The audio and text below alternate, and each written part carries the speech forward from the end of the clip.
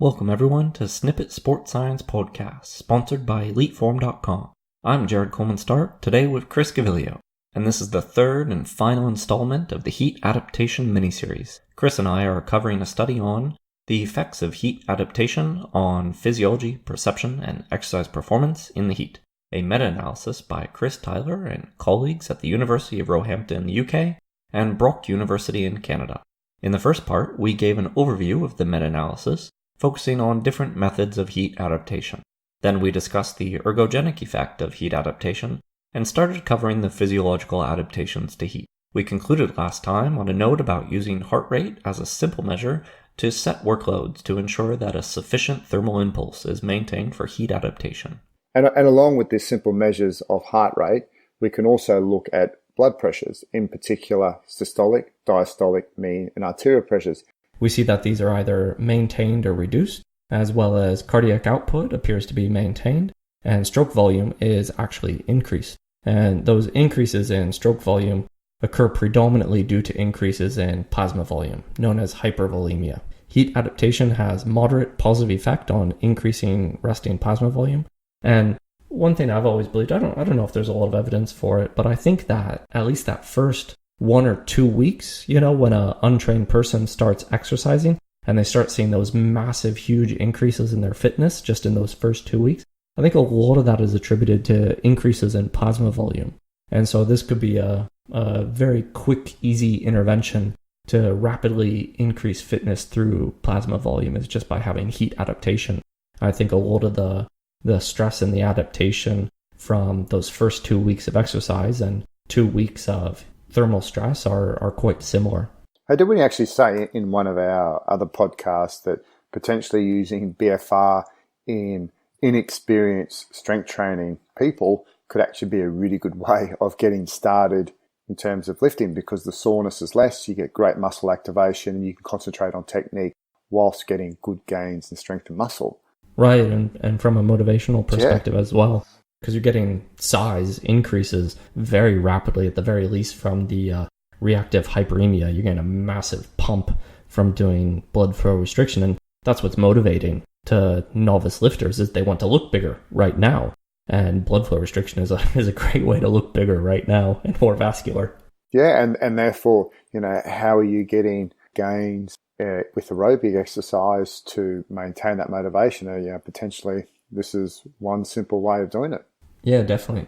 So let's move into the sweat responses and markers of fluid balance. You want to take us through that, Chris? Yeah, definitely. And the main characteristics of pseudomotor function adaptation to heat are changes in the onset temperature at which sweat commences. So this is pseudomotor threshold, changes in the sensitivity of the sweat response to changes in body temperature, and changes in the capacity of sweat glands. Data from the current meta-analysis shows that heat adaptation markedly reduces the pseudomotor threshold and has a moderate effect on increasing sweat sensitivity, sweat rate, and total sweat loss. This is a good thing. It's been proposed that it might take up to 1 month of heat exposure for complete changes in sweat response to be observed.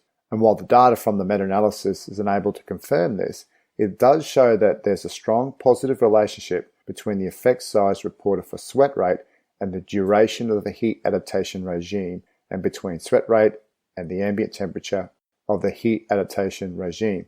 An increase in total sweat loss, i.e. the pseudomotor capacity, is only a beneficial adaptation to heat adaptation if matched with an increase in evaporative heat loss. Heat adaptation can increase the body's evaporative capacity by 10 to 11%, but because the magnitude of the increase in evaporative capacity is less, the magnitude of increase in heat adaptation-induced sweat production, so that's around 10% versus around 30%, there's about a 200% increase in the amount of unevaporated sweat.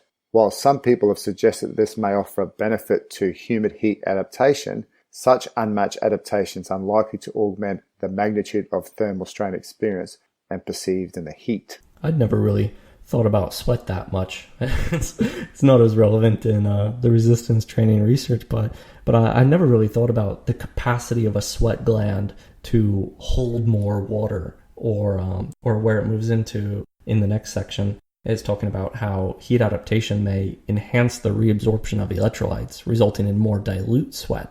And apparently, more dilute sweat can be more readily evaporated due to the resultant reduction in cutaneous water vapor pressure.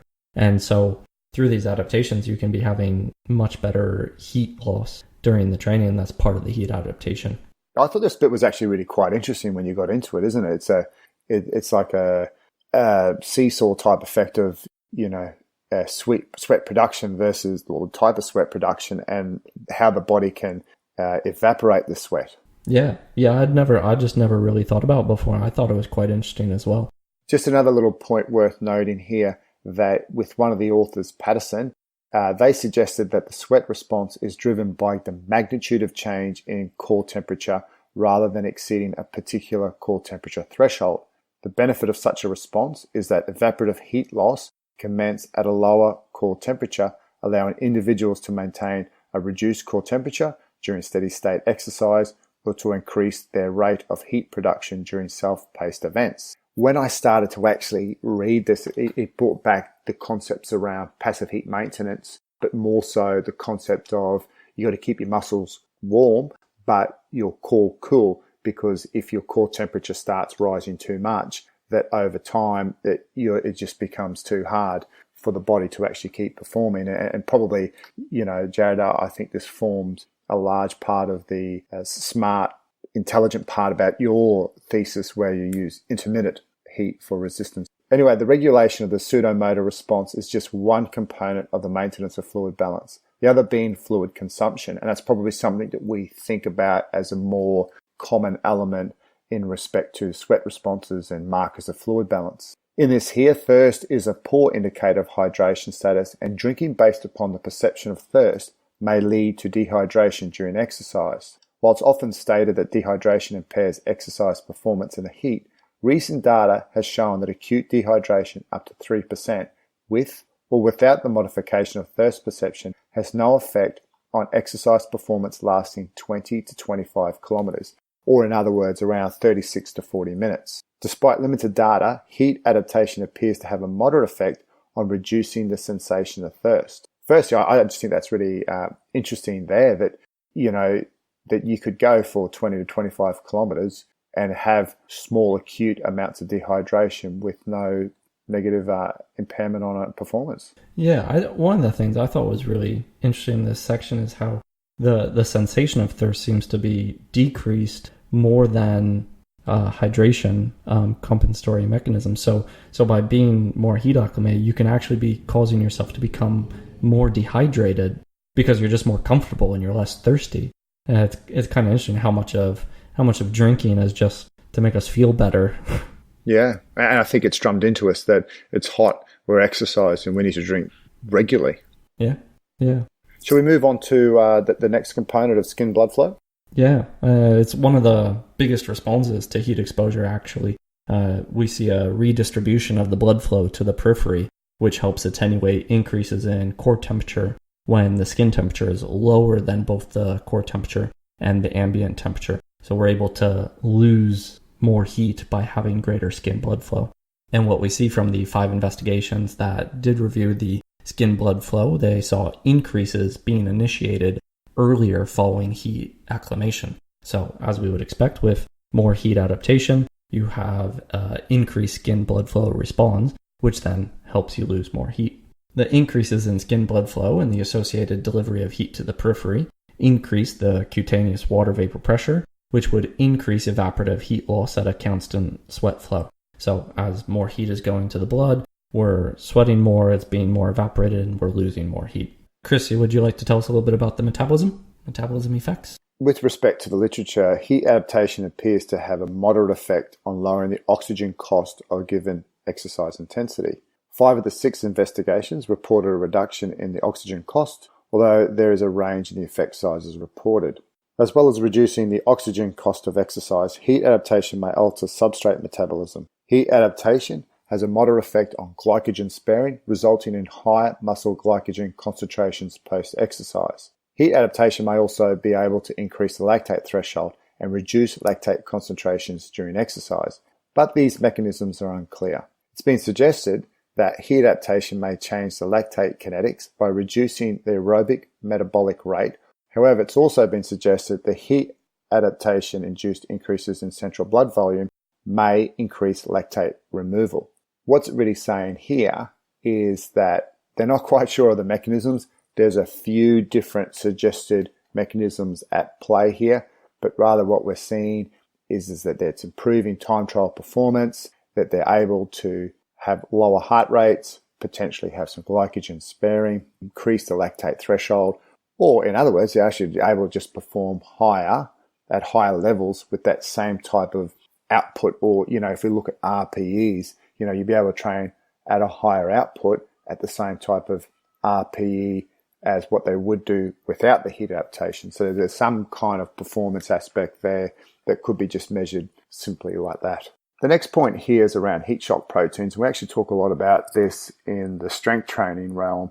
It's quite interesting that they speak about in this paper, Jared. Yeah, the heat shock response is often one of the markers of improved thermotolerance, and it's characterized by the expression of heat shock proteins, which are grouped according to their molecular mass and the location of their expression. So that's one of the major points of difference between how we talk about them in the resistance training literature versus aerobic science, is I think that there are different relevant heat shock proteins in each of the different disciplines or training modes. And in general, I would say that aerobic exercise has focused a lot on the group of heat shock proteins that are grouped by their molecular mass of being around 70 kilodaltons. So we see a lot of like heat shock protein 72 as well as heat shock protein 90. Whereas in resistance training, we focus a little bit more on the smaller heat shock proteins, like heat shock protein 27 and alpha beta crystalline.